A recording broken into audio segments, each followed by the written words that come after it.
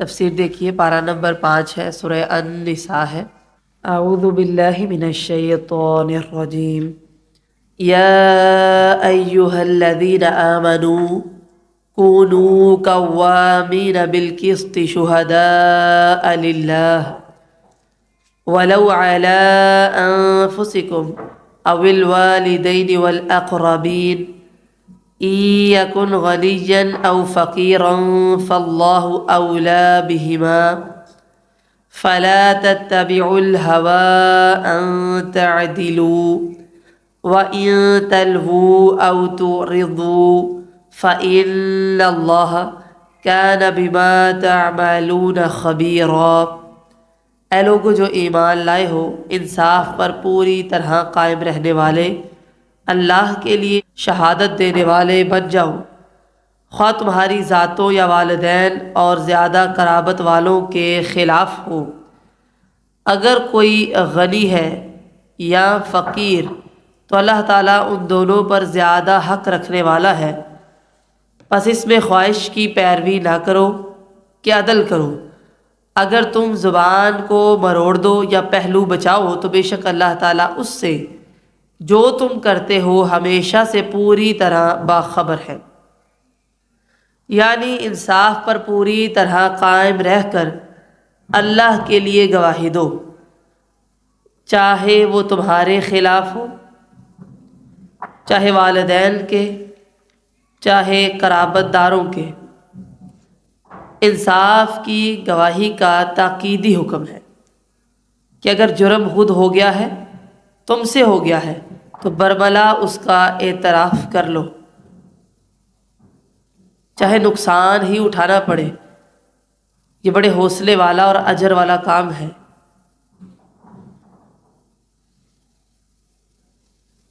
اپنے خلاف گواہی دینا اور حق کی بات صاف صاف کہہ دینا بسا اوقات کسی مخالف فریق پر بہت خوشگوار اثر ڈالتا ہے اور اس کا دل از خود نرمی کی طرف مائل ہو جاتا ہے۔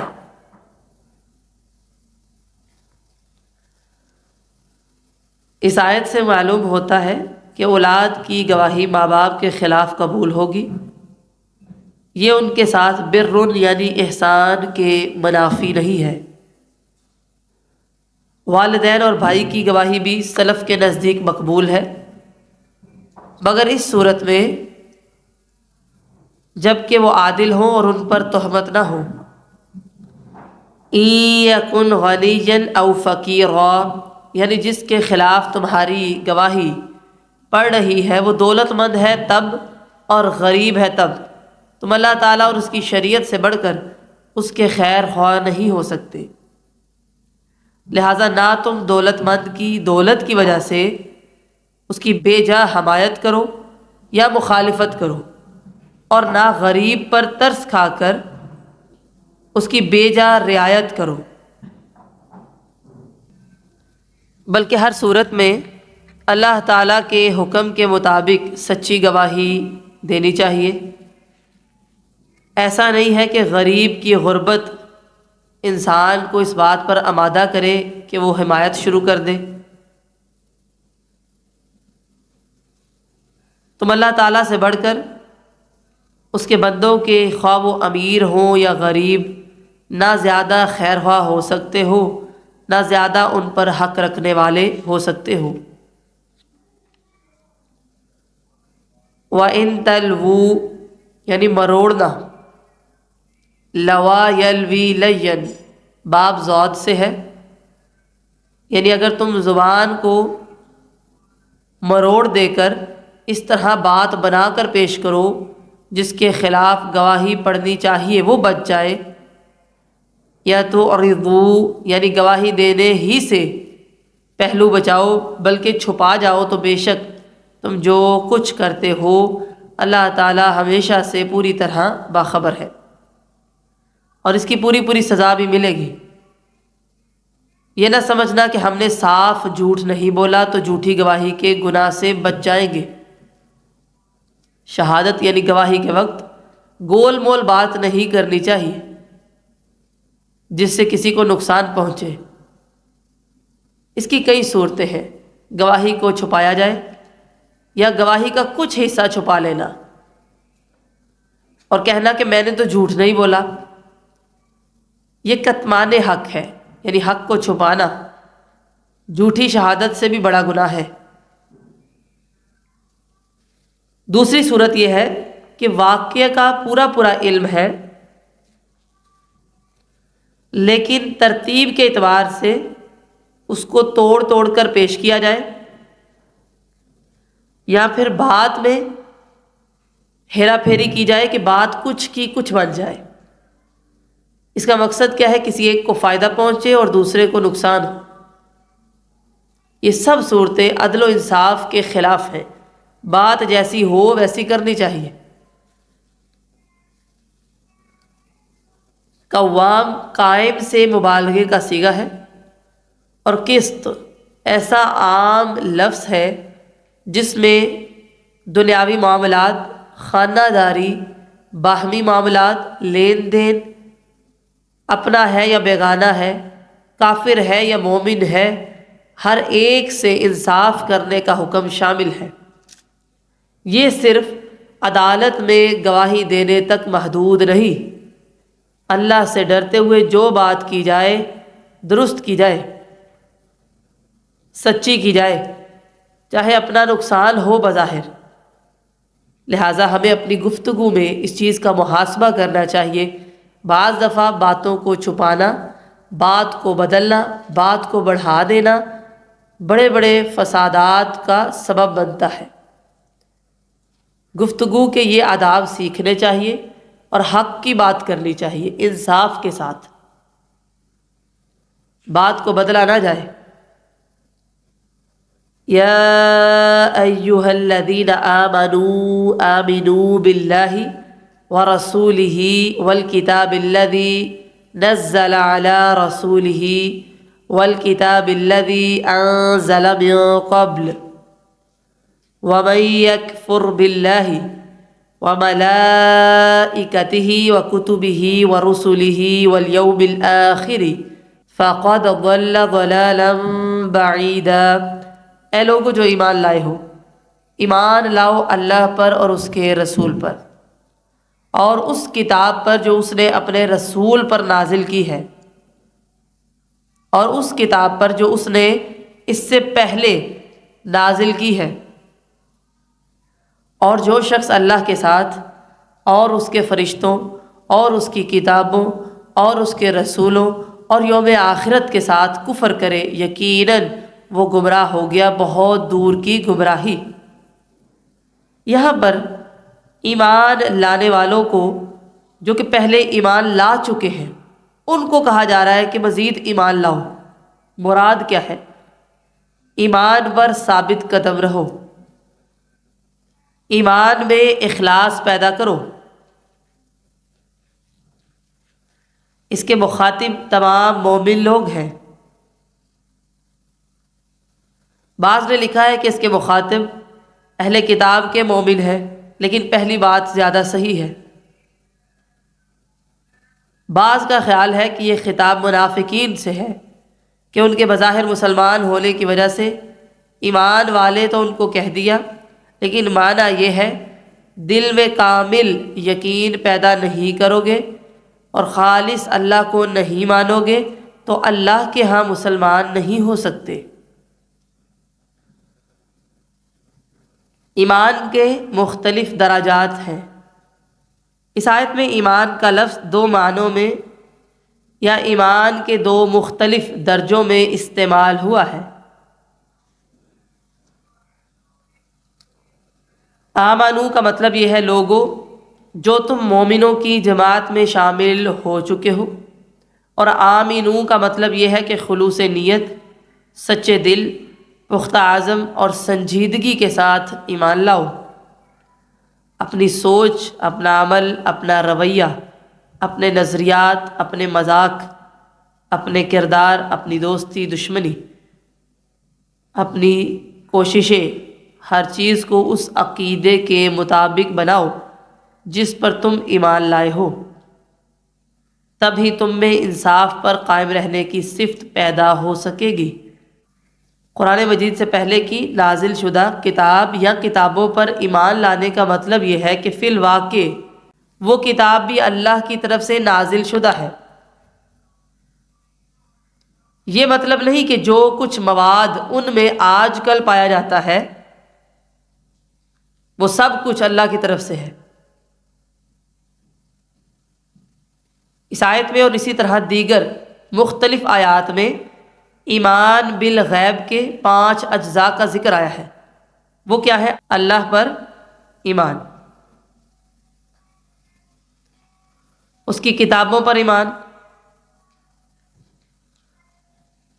اس کے رسولوں پر ایمان، اس کے فرشتوں پر ایمان، آخرت کے دن پر ایمان، اور اچھی اور بری تقدیر پر ایمان۔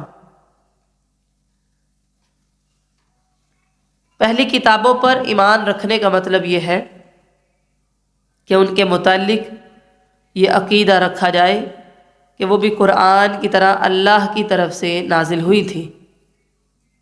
باقی رہا عمل تو وہ ان پر نہیں بلکہ قرآن و سنت پر کیا جائے گا۔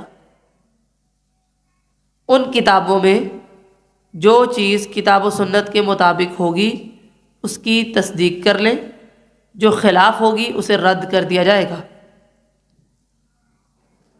اور اگر ان میں سے کسی ایک چیز کا بھی انکار کیا تو گویا تمام چیزوں کا انکار کیا۔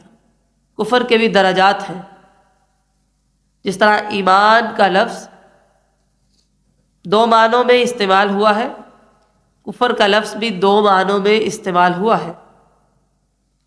ایک یہ کہ سرے سے مسلمانوں کی جماعت میں شامل ہی نہ ہو، سب چیزوں کا انکار۔ دوسرا، ایمان کا زبانی دعویٰ کر کے شامل تو ہو گیا مسلمانوں کی صف میں، لیکن عقیدے کے، مزاج کے اور طبیعت کے اعتبار سے اس کے اندر انکار ہی ہے، وہ شرعی تقاضوں کو نہیں مانتا تو ایمان بھی اس کو فائدہ نہ دے گا۔ یہ سراسر کیا ہے؟ گمراہی ہے۔ ان الذين آمنوا ثم كفروا ثم آمنوا ثم كفروا ثم ازدادوا كفرا لم يكن الله ليغفر لهم ولا ليهديهم سبيلا۔ بے شک وہ لوگ جو ایمان لائے انہوں نے کفر کیا، پھر ایمان لائے، پھر کفر کیا، پھر کفر میں بڑھ گئے۔ اللہ کبھی ایسا نہیں کہ انہیں بخش دے، اور نہ یہ کہ انہیں کسی راستے کی ہدایت دے۔ ان لوگوں سے مراد منافقین ہے، جو مسلمان تو ہو گئے مگر جب کوئی فائدہ دیکھتے تو ایمان کی طرف بڑھ جاتے، تکلیف آتی تو کافر ہو جاتے۔ یہ لوگ مشرکین اوس و خزرج میں سے تھے اور یہود مدینہ سے بھی تھے۔ اب بھی بے شمار مسلمانوں کا یہی حال ہے۔ سورۃ الحج آیت نمبر 11 میں آتا ہے، اللہ تعالیٰ فرماتے ہیں وَمِنَ النَّاسِ مَن يَعْبُدُ اللَّهَ عَلَى حَرْفٍ، اور لوگوں میں سے کوئی وہ ہے جو اللہ کی عبادت کے ایک کنارے پر کھڑا ہے، پھر کفر میں بڑھ گئے، یعنی پھر وہ کفر پر قائم رہے اور اسی پر مر گئے۔ کفر کا یہی وہ درجہ ہے جس کی بخشش نہیں ہوتی۔ کوئی بندہ توبہ کر لے، ایمان لے آئے تو گناہ معاف ہو جائیں گے، لیکن جس نے اسلام چھوڑا، کفر کی حالت میں مر گیا، اس کی توبہ قابل قبول نہیں۔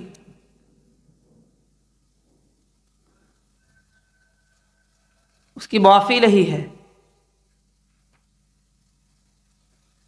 سورۃ المنافقون آیت نمبر 3 میں آتا ہے، اللہ تعالیٰ فرماتے ہیں ذَلِكَ بِأَنَّهُمْ آمَنُوا ثُمَّ كَفَرُوا وَطُبِعَ عَلَىٰ قُلُوبِهِمْ فَهُمْ لَا يَفْقَهُونَ۔ یہ اس لیے کہ بے شک وہ ایمان لائے پھر انہوں نے کفر کیا، ان کے دلوں پر مہر لگا دی گئی، وہ سمجھتے نہیں ہیں، ان کو علم نہیں ہے کہ وہ کتنا بڑا گناہ کر رہے ہیں۔ سورہ النساء آیت نمبر 18 میں آتا ہے، اللہ تعالیٰ فرماتے ہیں وَلَيْسَتِ التَّوْبَةُ لِلَّذِينَ يَعْمَلُونَ السَّيِّئَاتِ حتى إذا حضر أحدهم الموت قال إني تبت الآن ولا الذين يموتون وهم كفار أولئك أعتدنا لهم عذابا أليما۔ اور توبہ ان لوگوں کی نہیں جو برے کام کریں، جب کسی ایک کے پاس موت آ جائے تو کہے میں نے توبہ کر لی۔ جو اس حال میں مرتے ہیں وہ کافر ہوتے ہیں، یعنی پہلے توبہ نہیں کی، جب تک موت کا فرشتہ نہیں نظر آ گیا تب تو توبہ کے دروازے بند ہو گئے۔ یہ لوگ ہیں، ان کے لیے اللہ تعالیٰ فرماتے ہیں کہ ہم نے دردناک عذاب تیار کر رکھا ہے۔ سورہ آل عمران آیت نمبر 72 میں آپ یہ مضمون پڑھ کر آئے ہیں۔ وَقَالَتْ طَائِفَةٌ مِّنْ أَهْلِ الْكِتَابِ آمِنُوا بِالَّذِي أُنزِلَ عَلَى الَّذِينَ آمَنُوا وَجْهَ النَّهَارِ وَاكْفُرُوا آخِرَهُ لَعَلَّهُمْ يَرْجِعُونَ۔ اور اہل کتاب میں سے ایک گروہ نے کہا تم دن کے شروع میں اس چیز پر ایمان لاؤ جو ان لوگوں پر نازل کی گئی، اور دن کے آخر میں انکار کر دو تاکہ یہ بھی پلٹ جائیں۔ وَاكْفُرُوا آخِرَهُ، جب شام ہوگی تو انکار کر دینا تاکہ ان کا ایمان بھی کمزور ہو جائے۔ لَعَلَّهُمْ يَرْجِعُونَ، یہ بھی پلٹ جائیں کفر میں۔ اسی لیے کافروں سے دوستی کرنے سے اللہ تعالیٰ نے منع فرمایا ہے۔ بے شک وہ لوگ جو ایمان لائے پھر کفر کیا، پھر ایمان لائے پھر کفر کیا، پھر کفر پر ہی رہے اور مزید بڑھ گئے، ایسے لوگوں کو اللہ تعالیٰ کی طرف سے بخشش کا وعدہ نہیں ہے، نہ ہی ہدایت کا کوئی راستہ ان کے لیے میسر ہے۔ بشر المنافقین بأن لهم عذابا علیما، منافقوں کو خوشخبری دے دیجئے کہ بے شک ان کے لیے ایک دردناک عذاب ہے۔ بشارت خوشی کی خبر کو کہتے ہیں۔ یہاں پر بطور طنز کہا گیا ہے کہ منافقین کو عذاب علیم کی خوشخبری دے دو، کیونکہ ان کا قصور کیا ہے؟ مسلمانوں کی بجائے کافروں کو اس لیے دوست بناتے ہیں کہ ان سے ہمیں عزت حاصل ہوگی۔ اگلی آیت میں یہ مضمون آ رہا ہے، الذین یتخذون الکافرین اولیاء من دون المؤمنین ایبتغون عندهم العزۃ فإن العزۃ للہ جمیعا۔ وہ جو کافروں کو مومنوں کے سوا دوست بناتے ہیں، کیا وہ ان کے پاس عزت ڈھونڈتے ہیں؟ تو بے شک عزت ساری کی ساری اللہ کے لیے ہے۔ اللہ تعالیٰ نے فرمایا کہ عزت کافروں کی دوستی میں نہیں، عزت تو اللہ کے ہاتھ میں ہے، لیکن منافقین جانتے نہیں ہیں۔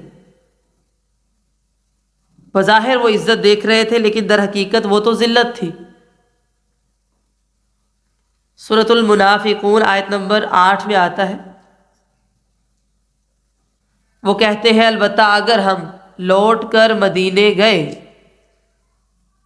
تو معزز ترین لوگ ذلیل ترین لوگوں کو وہاں سے نکال دیں گے، اور عزت اللہ ہی کے لیے ہے اور اس کے رسول کے لیے اور مومنوں کے لیے، لیکن منافقین جانتے نہیں ہیں۔ رئیس المنافقین عبداللہ بن ابی نے یہ بات کہی تھی کہ نعوذ باللہ ہم عزت والے ہیں اور مومن ذلت والے ہیں، ہم مدینہ جا کر ان کو نکال دیں گے، لیکن اللہ تعالیٰ نے فرمایا عزت تو اللہ اور اس کے رسول کی ہے اور مومنوں کی، لیکن منافقین کو یہ سمجھ نہیں۔ سورہ فاطر آیت نمبر 10 میں آتا ہے، اللہ تعالیٰ فرماتے ہیں من کان یرید العزۃ فللہ العزۃ جمیعا، جو شخص عزت چاہتا ہے عزت تو ساری کی ساری اللہ کے پاس ہے، عزتوں کا مالک وہ ہے۔ منافق ان کے اندر مفاد پرستی ہوتی ہے۔ منافقین کا طبقہ دور نبوی میں بھی موجود تھا اور ہر دور میں موجود رہتا ہے، آج بھی ہے۔ ان میں ایمان نام کی کوئی چیز نہیں ہوتی، بلکہ ان کا ایمان صرف فائدہ حاصل کرنا ہوتا ہے، اور بنیاد جھوٹ اور دھوکہ ہے۔ ایسے لوگ بس ہوا کا رخ دیکھتے ہیں، جیسی ہوا ہو ادھر کو چل پڑتے ہیں، جدھر سے فائدہ حاصل ہونے کی توقع ہو فوراً باتیں ادھر کی کرنا شروع کر دیتے ہیں۔ اس آیت میں اللہ تعالیٰ نے فرمایا کہ وہ لوگ اس لیے کفار سے دوستی رکھتے ہیں کہ ان کو وہاں فائدہ نظر آتا ہے، جبکہ اصل عزت تو اللہ کے پاس ہے۔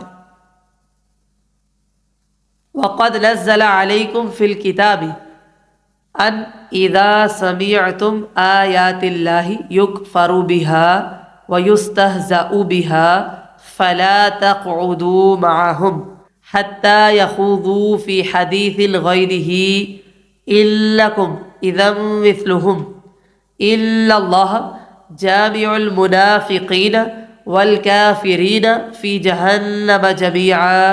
اس آیت کو ہائی لائٹ کیجئے گا۔ اور بے شک اس نے تم پر کتاب میں نازل فرمایا، جب تم اللہ کی آیات کو سنو کہ ان کے ساتھ کفر کیا جاتا ہے اور ان کا مذاق اڑایا جاتا ہے تو ان کے ساتھ مت بیٹھو۔ جب کہیں بھی تم یہ سنو کہ اللہ کی آیات کا کفر ہو رہا ہے یا مذاق اڑایا جاتا ہے تو ان کے ساتھ مت بیٹھو، یہاں تک کہ وہ کسی اور بات میں مصروف ہو جائیں۔ بے شک تم بھی اس وقت ان جیسے ہوگے۔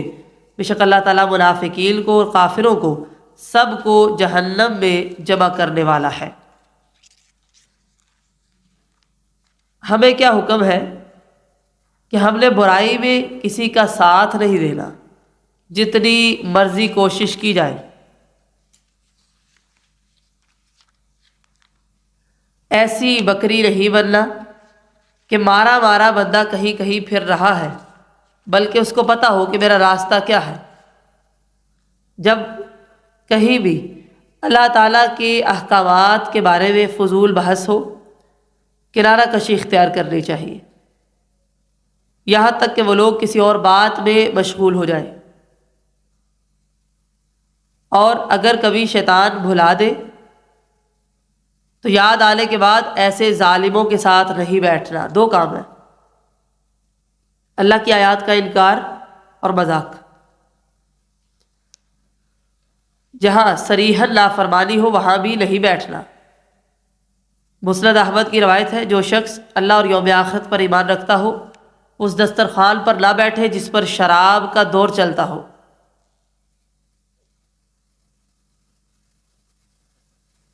ایسی مجالس سے بچنا چاہیے، کفار کی، مشرکین کی مجالس، اہل بدعت کی مجالس، نافرمانی کے کاموں کی مجالس، ان سے بچنا ہے۔ جہاں قرآن و سنت کا مذاق اڑایا جائے یا انکار کیا جائے، جب برائی کو ہاتھ سے بھی نہ روک سکے تو زبان سے روکنا ہے، زبان سے نہیں تو پھر خاموش بیٹھ کر یہ نہیں سمجھنا کہ ہم ان کا ساتھ ہی دے دیں، نہیں، کم از کم اس جگہ کو چھوڑ دیا جائے اور دل سے برا سمجھا جائے۔ یہ کمزور ترین لیول ہے ایمان کا۔ اگر وہیں پہ بیٹھے رہے تو تم بھی ان جیسے ہوگے۔ جو شخص ایک مجلس میں اپنے دین کے بارے میں عیب سنے انہی پہ بیٹھا رہے تو وہ منافق ہے۔ الذین یتربصون بکم فإن كان لكم فتح من الله قالوا ألم نكن معكم وإن كان للكافرين نصيب قالوا ألم نستحوذ عليكم ونمنعكم من المؤمنين فالله يحكم بينكم يوم القيامة ولن يجعل الله للكافرين على المؤمنين سبيلا۔ وہ جو تمہارے بارے میں انتظار کرتے ہیں، پھر اگر تمہارے لیے اللہ کی طرف سے کوئی فتح ہو جائے تو کہتے ہیں ہم تمہارے ساتھ نہ تھے، اور اگر کافروں کو کوئی حصہ مل جائے تو کہتے ہیں کیا ہم تم پر غالب نہیں ہو گئے تھے اور ہم نے تمہیں ایمان والوں سے نہیں بچایا تھا۔ بس اللہ تمہارے درمیان قیامت کے دن فیصلہ کرے گا، اور اللہ تعالیٰ کافروں کے لیے مومنوں پر ہرگز کوئی راستہ نہیں بنائے گا۔ یعنی یہ منافقین تمہارے بارے میں انتظار میں رہتے ہیں کہ اگر اللہ کی طرف سے تمہیں فتح مل جائے تو یقین دلائیں گے کہ ہم تو تمہارے ساتھ تھے، ہمارا بھی حصہ ہے۔ اگر کافر ان کو فتح مل جائے تو کہتے ہیں کیا ہم تم پر غالب نہیں آ گئے تھے؟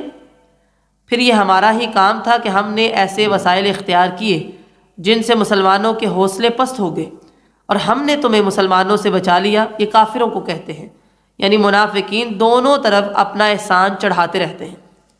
دنیا میں تو منافقین بظاہر کلمہ پڑھ کر اپنے آپ کو بچا لیتے ہیں، لیکن آخرت میں ان کی حقیقت کو کھول دیا جائے گا اور پتہ چل جائے گا کہ کون مومن ہے اور کون منافق۔ اگر کوئی کہے کہ اللہ کا وعدہ ہے کہ اللہ تعالیٰ کافروں کے لیے مومنوں پر ہرگز کوئی راستہ نہیں بنائے گا، مگر اس وقت معاملہ اس کے برعکس ہے، تو اس کا جواب یہ ہے کہ تاریخ اس بات کی گواہ ہے کہ ان مومنوں پر جن کا یہاں ذکر ہے، کفار کو کبھی غلبہ حاصل نہیں ہوا، یعنی صحابہ کرام پر۔ اب اگر مومن ہی مومن نہ رہیں، جہاد کو چھوڑ دیں، تو پھر اس میں شریعت کا کوئی قصور نہیں۔ ایمان ویسا ہو تو اللہ تعالیٰ کفار کو غلبہ عطا نہیں کریں گے۔ وَلَن يَجْعَلَ اللَّهُ لِلْكَافِرِينَ عَلَى الْمُؤْمِنِينَ سَبِيلًا، بس اللہ تعالیٰ تمہارے درمیان قیامت کے دن فیصلہ کرے گا، اور اللہ تعالیٰ کافروں کے لیے مومنوں پر ہرگز کوئی راستہ نہیں بنائے گا۔ ان المنافقین یخادعون اللہ وهو خادعهم واذا قاموا الى الصلاة قاموا كسالى يراءون الناس ولا يذكرون الله الا قليلا مذبذبین بین ذلك لا إله هؤلاء ولا إله هؤلاء ومن يضلل الله فلن تجد له سبيلا۔ بے شک منافق لوگ اللہ تعالیٰ سے دھوکہ بازی کر رہے ہیں، حالانکہ اللہ تعالیٰ انہیں دھوکہ دیتا ہے۔ جب وہ نماز کے لیے کھڑے ہوتے ہیں تو سست ہو کر کھڑے ہوتے ہیں اور لوگوں کو دکھانے کے لیے کھڑے ہوتے ہیں، اور اللہ کو یاد نہیں کرتے مگر بہت کم، اور مشکوک ذہن رکھتے ہیں، شک میں رہتے ہیں، تردد میں رہتے ہیں، نہ ان کی طرف نہ ان کی طرف۔ اور جسے اللہ گمراہ کر دے پھر تو اس کے لیے ہرگز کوئی راستہ نہیں پائے گا۔ ان المنافقین یخادعون اللہ وهو خادعهم، اس جملے کی تشریح آپ اس سے پہلے پڑھ چکے ہیں، آیت نمبر 9 سورۃ البقرہ۔ یخادعون اللہ والذین آمنوا وما یخدعون الا انفسهم وما یشعرون، وہ اللہ تعالیٰ کو اور ایمان والوں کو دھوکہ دینے کی کوشش کرتے ہیں، حالانکہ وہ کسی کو دھوکہ نہیں دے سکتے مگر ان کو شعور نہیں ہے، اپنے آپ کو دھوکے میں رکھے ہوئے ہیں۔ اللہ تعالیٰ کا انہیں دھوکہ دینا اسی طرح ہوگا جس طرح اللہ کی شان کے لائق ہے۔ وَإِذَا قَامُوا إِلَى الصَّلَاةِ قَامُوا كُسَالَىٰ، اس آیت سے معلوم ہوتا ہے کہ منافقین کو اپنے اسلام کا ثبوت پیش کرنے کے لیے اس دور کے اندر مسجد میں آنا پڑتا تھا، نماز وہ پڑھتے تھے، کیونکہ جو نماز نہیں پڑھتا تھا وہ مسلمانوں میں شمار نہیں ہوتا تھا، اس لیے منافقین کی نمازیں صرف دکھاوے کی تھیں۔ جن نمازوں میں چھپنے کی گنجائش مل جاتی وہ اس میں غیر حاضر ہو جاتے، جیسے صبح اور عشاء کی نماز۔ صحیح بخاری میں آتا ہے آپ صلی اللہ علیہ وسلم نے فرمایا، منافقین پر صبح اور عشاء کی نماز تمام نمازوں سے زیادہ بھاری ہے، فجر اور عشاء۔ جس پر بھاری ہو وہ سوچ لے۔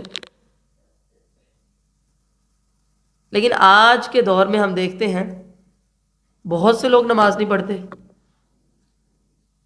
اس وقت میں منافق کو نماز کے لیے آنا پڑتا تھا، نہیں تو اس کو کافر شمار کیا جاتا۔ جب آ جاتے تو کاہلی کے ساتھ نماز پڑھتے، لوگوں کو دکھانے کے لیے آ جاتے، اور اللہ کا ذکر بہت کم کرتے۔ نماز اسلام کا ایک اہم رکن ہے۔ مومن اور کافر میں فرق کرنے کے لیے یہ ایک فوری امتیازی علامت ہے۔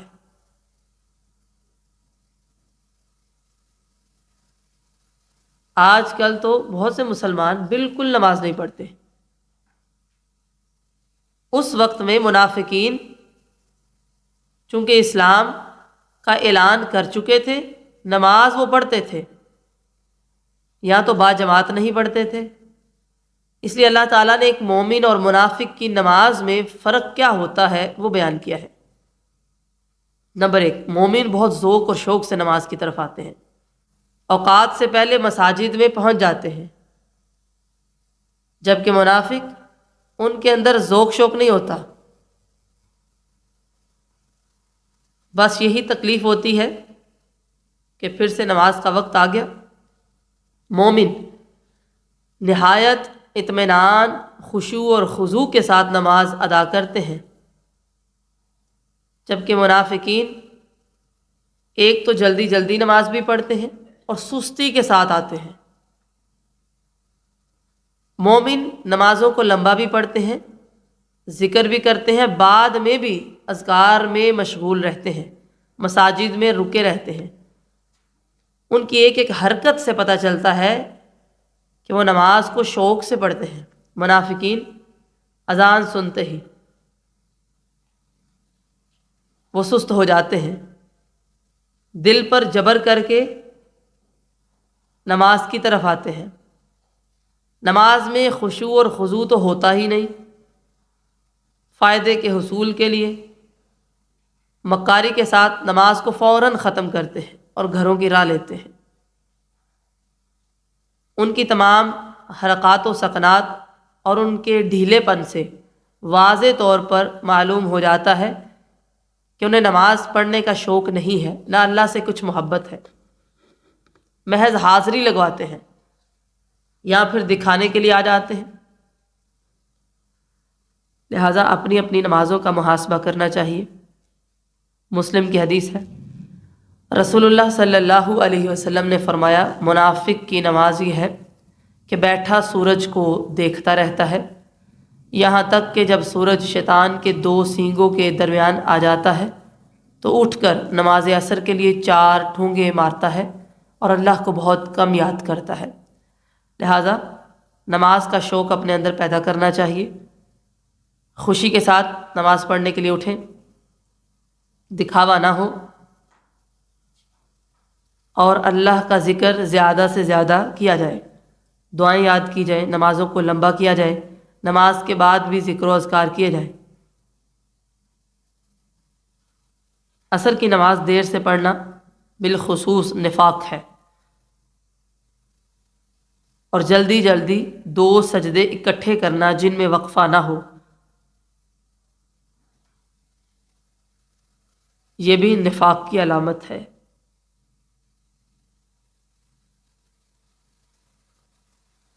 مذبذبین بین ذلک، منافق ہمیشہ شک میں رہتے ہیں، تردد میں رہتے ہیں۔ نبی کریم صلی اللہ علیہ وسلم نے فرمایا، منافق کی مثال اس بکری جیسی ہے جو ماری ماری پھرتی ہے، کبھی اس ریوڑ کی طرف چلی جاتی ہے، کبھی اس کی طرف۔ لا الہ الا، کبھی اس کی طرف چلی گئی، پھر دوبارہ آئی، ولا الہ الا، پھر دوسروں کی طرف چلی گئی۔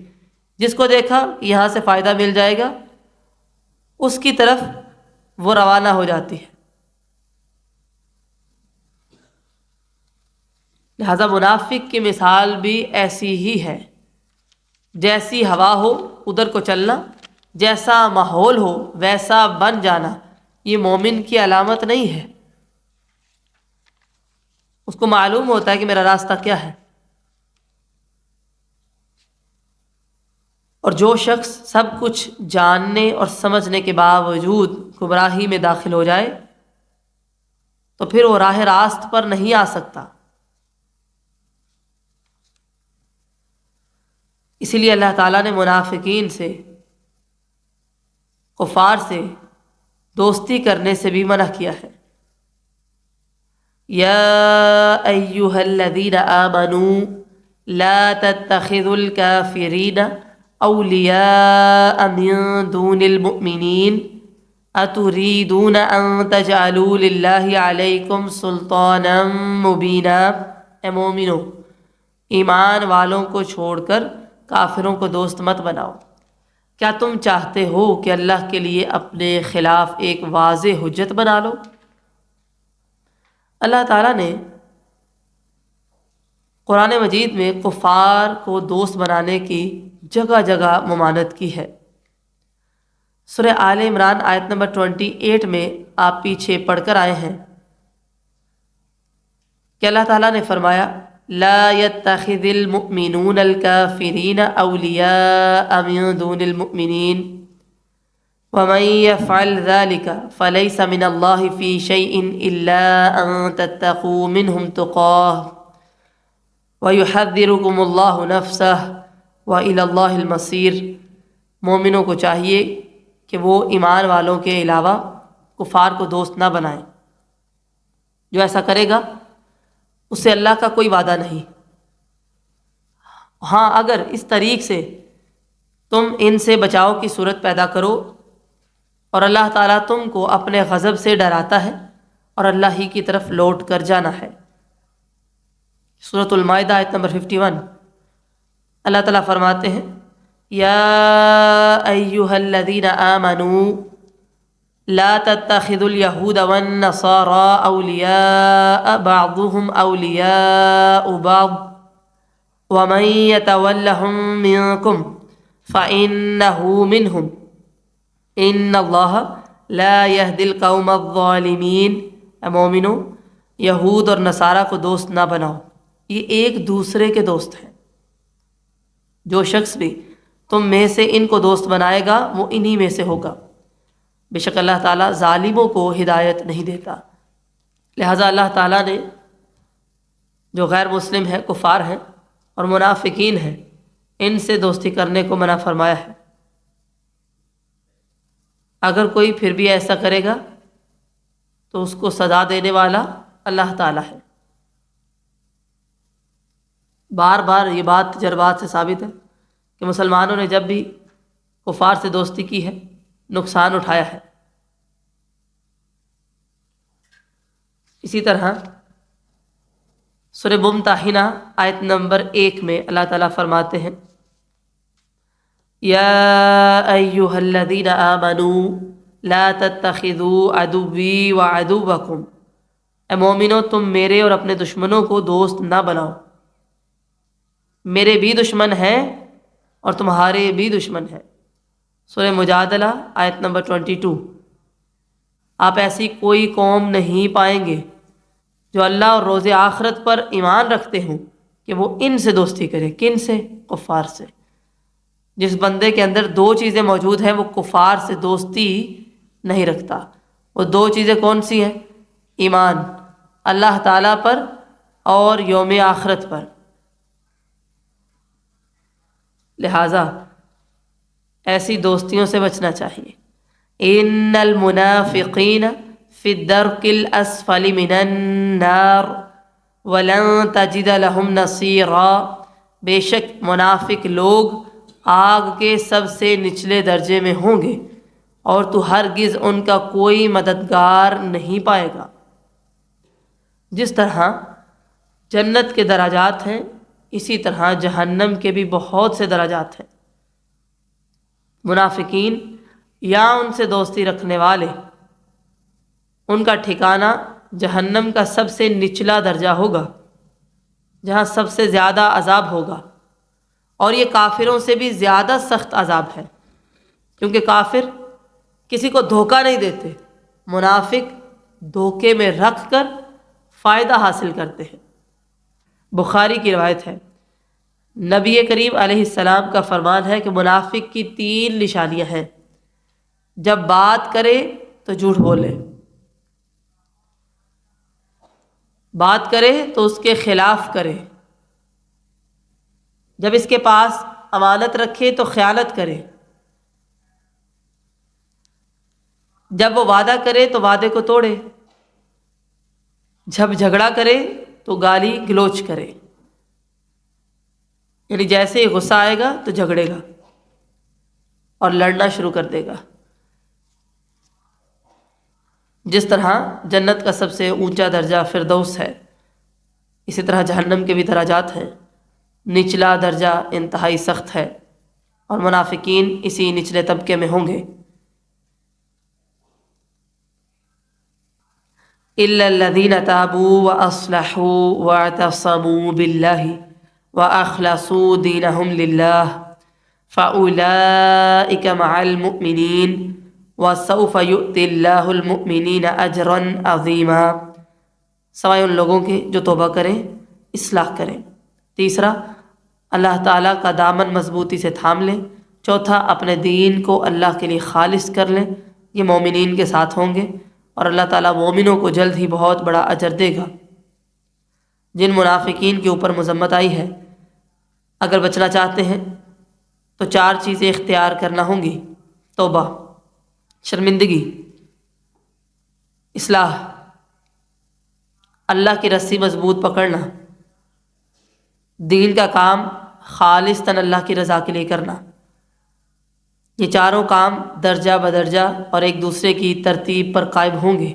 توبہ ہوگی تو اصلاح ہوگی، اصلاح ہوگی تو اللہ تعالیٰ کی رسی کو مضبوطی سے پکڑیں گے، وہ پکڑ لیں گے تو دین کا کام کریں گے۔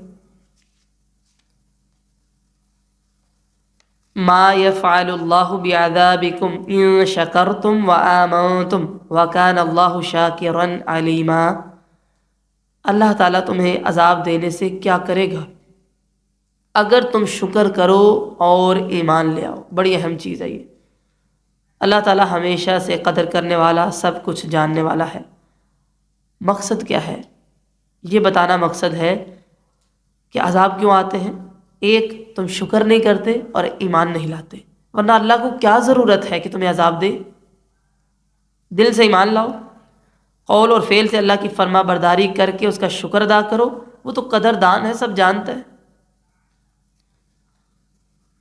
شکر کا معنی اعتراف نعمت ہے۔ اس کے 3 درجے ہیں۔ نمبر 1، قلبی، انسان دل سے اللہ تعالیٰ کے یا کسی کے احسانات کا اعتراف کرے۔ نمبر 2، قولی، تحدیث نعمت کے طور پر زبان سے بھی اقرار کرے، اللہ کے احسانات کا تذکرہ کرے۔ نمبر 3، عملی، شکر کے اثرات اس کے اعضاء پر ظاہر ہوں۔ یہ تینوں درجات شکر کے لیے لازم و ملزوم ہیں اور بالترتیب ہی وجود میں آتے ہیں، پہلے دل سے، پھر زبان سے، پھر عمل سے۔ جب انسان اللہ کے احسانات کا خیال کرتا ہے تو دل میں اللہ کی محبت پیدا ہوتی ہے، زبان سے اظہار ہوتا ہے اور عمل سے وہ کر کے دکھاتا ہے۔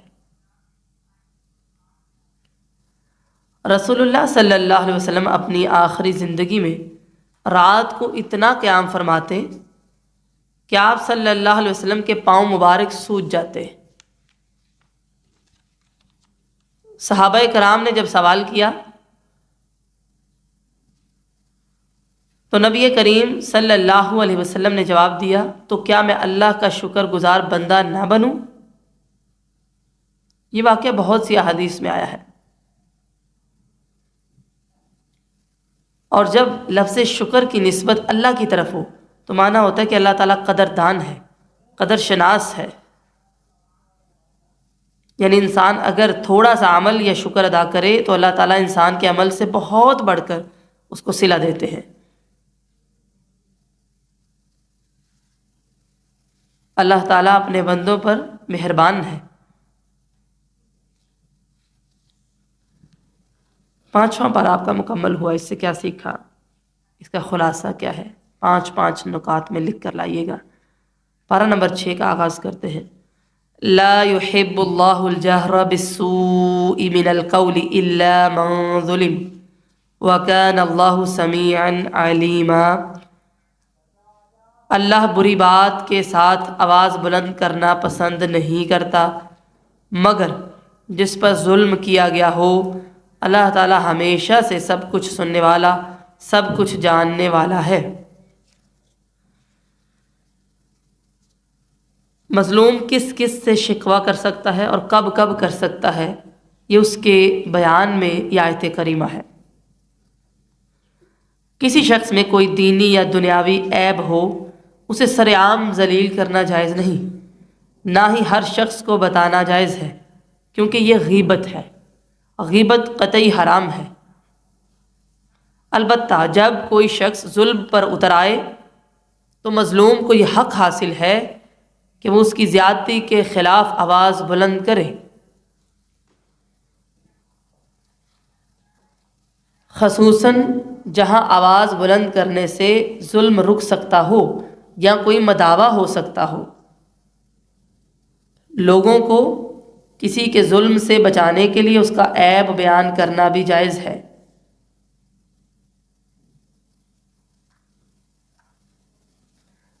اسی طرح ضعیف روایات بیان کرنا امت پر ظلم ہے، کیونکہ حدیث کے راویوں پر جو جرح ہوتی ہے وہ بھی اسی ضمن میں آتی ہے۔ کوئی شخص باوجود وسعت کے دوسرے کا حق نہ دیتا ہو تو اس کو طعن کرنا بھی جائز ہے، ملامت کرنا، تاکہ اس کو سمجھ آئے کہ وہ غلط کر رہا ہے اور وہ درست عمل کرے۔ رسول اللہ صلی اللہ علیہ وسلم نے فرمایا، بخاری کی روایت ہے، غنی آدمی کا حق ادا کرنے میں دیر کرنا یا ٹال مٹول کرنا اس کی سزا اور اس کی عزت کو حلال کر دیتا ہے۔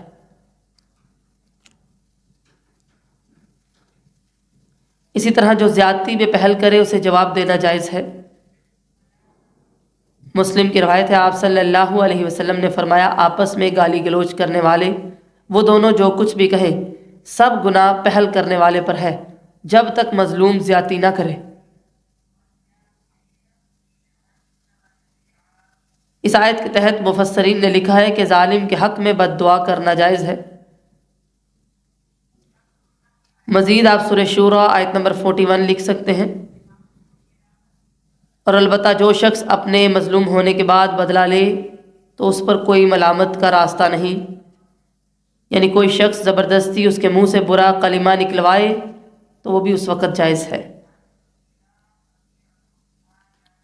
ایک شخص نے آپ صلی اللہ علیہ وسلم کے پاس ہمسائے کی زیادتیوں کی شکایت کی۔ آپ نے اسے اپنا سامان گھر کے باہر راستے میں نکال کر رکھ دینے کا مشورہ دیا۔ اب جو گزرتا پوچھتا تو وہ ہمسائے کا ظلم بتاتا۔ ہمسائے نے یہ دیکھ کر معذرت کر لی اور آئندہ تکلیف نہ پہنچانے کا وعدہ بھی کیا اور سامان اندر رکھنے کی درخواست کی۔ اصل بات یہ ہے کہ پچھلی آیات میں منافقین کے عیب بیان کیے گئے تھے۔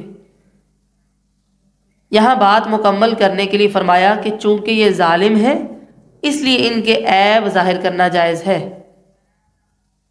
ہاں یہ ضرور ہے کہ کسی کا نام لے کر بیان نہ کریں۔ وَكَانَ اللَّهُ سَمِيعًا عَلِيمًا، یعنی اگر مظلوم زیادتی کرے گا تو اللہ تعالیٰ کو وہ بھی معلوم ہے۔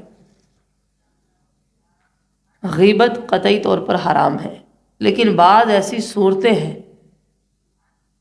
جس سے حل نکل سکتا ہو تو بات کرنا جائز ہے۔ یعنی مظلوم کو یہ حق حاصل ہے کہ وہ اللہ کے حضور ظالم کے لیے بد دعا کرے یا پھر حاکم کے سامنے ظالم کا ظلم بیان کرے تاکہ حاکم اس کا ہاتھ روکے یا پھر ظلم سے بچ جائے۔ اس لیے برابر کا بدلہ لے لے تاکہ کوئی بندہ باز آ جائے، مگر زیادتی نہیں کرنی۔ ظالم کوئی بھی ہو سکتا ہے، مسلم، منافق، یہودی، کافر۔ مظلوم کے علاوہ کسی کو یہ حق نہیں کہ دوسرے کی بری بات لوگوں سے بیان کرے، غیبت کرے، گلہ کرے۔ یہ گناہ کبیرہ ہے جس کا مقصد کسی آدمی کو دوسروں کی نظروں میں ذلیل کرنا ہوتا ہے، اور جب اس بندے کو معلوم ہو جس کی غیبت کی گئی ہے تو اس کو غصہ آ جائے۔ یہ فطری بات ہے۔ مکہ میں مسلمانوں پر مظالم کی نوعیت اتنی سخت تھی کہ اس وقت وہ آپ صلی اللہ علیہ وسلم کو آ کر بتاتے تھے۔ حالات میں فرق ہے مکہ کے حالات میں اور مدینہ کے حالات میں۔ مدینہ میں یہود اور منافقین مسلسل مسلمانوں کو دکھ دیتے رہے، کبھی مذاق اڑانا، کبھی سازشیں، کبھی چالیں، کبھی اعتراضات۔ ایسے حالات میں مسلمانوں کے جذبات کا بھڑک اٹھنا ایک عام بات ہے۔ ایسے ہی حالات میں مسلمانوں کو ہدایت دی جا رہی ہے کہ بڑا فتنہ نہ بن جائے، اپنے جذبات کو کنٹرول رکھیں۔ اب اس سے مراد یہ نہیں ہے کہ ہم میں سے ہر بندہ یہ کہے کہ میں مظلوم ہوں اور میرے لیے غیبت جائز ہے۔ حاکم کو اس لیے بیان کیا جائے تاکہ وہ ظلم کو روکے۔ ہر بندے سے غیبت نہیں کی جائے گی، ٹھیک ہے؟ جواز کی صورتیں کیا ہے وہ آپ نے دیکھ لیا۔ اس کے علاوہ غیبت کرنا جائز نہیں ہے، گناہ کبیرہ ہے۔ ان تبدوا خیرا او تخفوه او تعفو عن سوء فإن اللہ کان عفوا قدیرا۔ اگر تم کوئی نیکی ظاہر کرو یا اسے چھپاؤ یا کسی برائی سے درگزر کرو تو بے شک اللہ تعالی ہمیشہ سے بہت معاف کرنے والا، ہر چیز پر قدرت رکھنے والا ہے۔ اب اس آیت میں معاف کرنے کی ترغیب دی جا رہی ہے۔ اگرچہ ظالم کا شکوہ یا اس کے حق میں بد دعا جائز ہے، لیکن معاف کرنا بہتر ہے، جذبات کو کنٹرول کر لیا جائے، کیونکہ اللہ تعالیٰ خود پوری قدرت رکھنے کے باوجود معاف کرنے والا ہے۔ مسلم کی روایت ہے، آپ صلی اللہ علیہ وسلم نے فرمایا، مال صدقے سے کم نہیں ہوتا اور معاف کر دینے سے اللہ تعالیٰ بندے کی عزت میں اضافہ ہی کرتا ہے، اور کوئی شخص اللہ کے لیے نیچا نہیں ہوتا مگر اللہ تعالیٰ اسے اونچا کر دیتا ہے۔ لہذا پردہ پوشی کرنا بہت بڑی نیکی کا کام ہے۔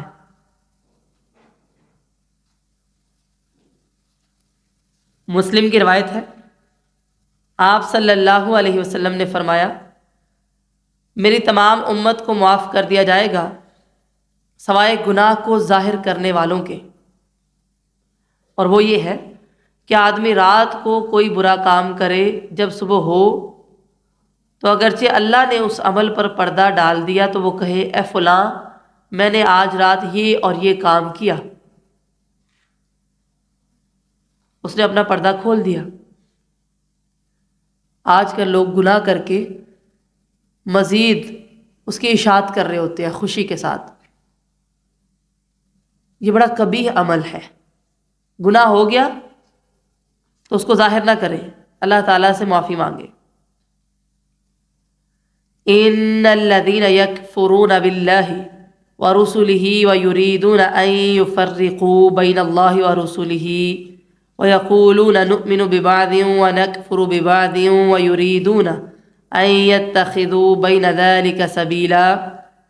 بے شک وہ لوگ جو اللہ اور اس کے رسولوں کے ساتھ کفر کرتے ہیں اور چاہتے ہیں کہ اللہ اور اس کے رسولوں کے درمیان تفریق کریں، اور کہتے ہیں ہم بعض کو مانتے ہیں بعض کو نہیں، اور چاہتے ہیں کہ اس کے درمیان کوئی راستہ اختیار کریں۔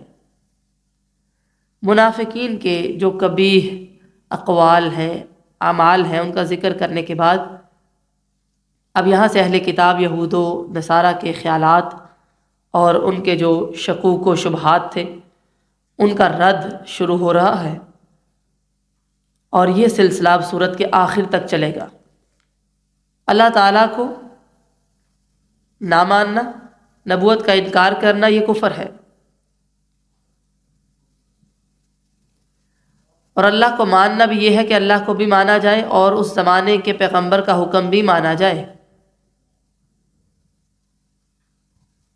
بے شک وہ لوگ جو اللہ اور اس کے رسولوں کے ساتھ کفر کرتے ہیں اور چاہتے ہیں کہ اللہ اور اس کے رسولوں کے درمیان تفریق کر دے، مراد اہل کتاب ہیں، جیسے یہود موسیٰ علیہ السلام پر ایمان رکھتے تھے اور عیسائی عیسیٰ علیہ السلام پر، اور آپ صلی اللہ علیہ وسلم کا انکار کرتے تھے۔ اور کہا یہ چاہتے ہیں کہ درمیان کا کوئی راستہ نکال لیں، بعض کو مانتے ہیں بعض کو نہیں۔ سب کو ماننا ایمان ہے، کسی ایک کا انکار کفر ہے۔ جب یہ لوگ بعض پر ایمان لا کر بعض سے انکار کر کے تیسری راہ اختیار کرنا چاہتے ہیں، اس کا نام ہے یہودیت، نصرانیت۔ قرآن و حدیث کے علاوہ تیسری چیز آ گئی، جیسا کہ ہمارے زمانے کے جو مادہ پرست ہیں انہوں نے مساجد میں نماز، بازاروں میں سود، غم اور شادی اور عام رہن سہن میں کفار کی بہت نکالی کر لی ہے، اور سب کچھ ملا کر اس کا نام اسلام رکھ دیا ہے۔ بعض نے جیسے کہا کہ قرآن مانیں گے لیکن آپ صلی اللہ علیہ وسلم کا فرمان نہیں مانیں گے، یہ منکرین حدیث ہیں۔ اولئک هم الکافرون حقا واعتدنا للکافرین عذابا مہینا، یہ لوگ حقیقی کافر ہیں اور ہم نے کافروں کے لیے رسوا کرنے والا عذاب تیار کر رکھا ہے۔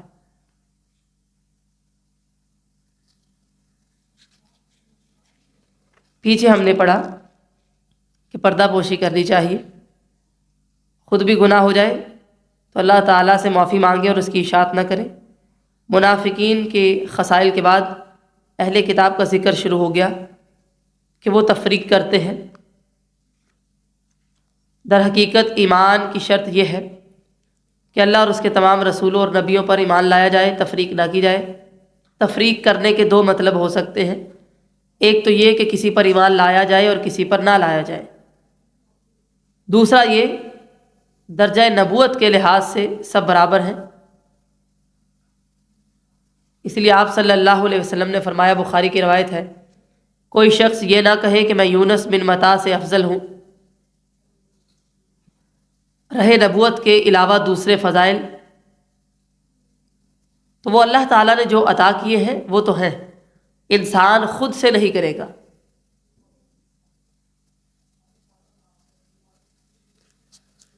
والذین آمنوا باللہ ورسلہ ولم یفرقوا بین احد منہم اولئک سوف یؤتیہم اجورہم وکان اللہ غفورا رحیما۔ اور وہ لوگ جو اللہ اور اس کے رسولوں پر ایمان لائے اور انہوں نے ان میں سے کسی کے درمیان تفریق نہیں کی، یہ وہ لوگ ہیں جنہیں ان قریب ان کا اجر دیا جائے گا۔ اللہ تعالیٰ ہمیشہ سے بے حد بخشنے والا، نہایت مہربان ہے۔ مراد کون ہے جی؟ امت محمد صلی اللہ علیہ وسلم، جو تمام پیغمبروں پر ایمان رکھتی ہے، ان کے لیے یہ بشارت ہے۔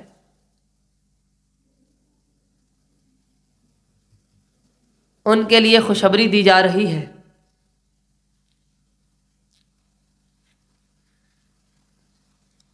اللہ تعالیٰ کہنے اور سننے سے زیادہ عمل کی توفیق عطا فرمائے۔ سبحانک اللہم و بحمدک، نشہد ان لا الہ الا انت، نستغفرک و نتوب الیک۔ والسلام علیکم ورحمۃ اللہ وبرکاتہ۔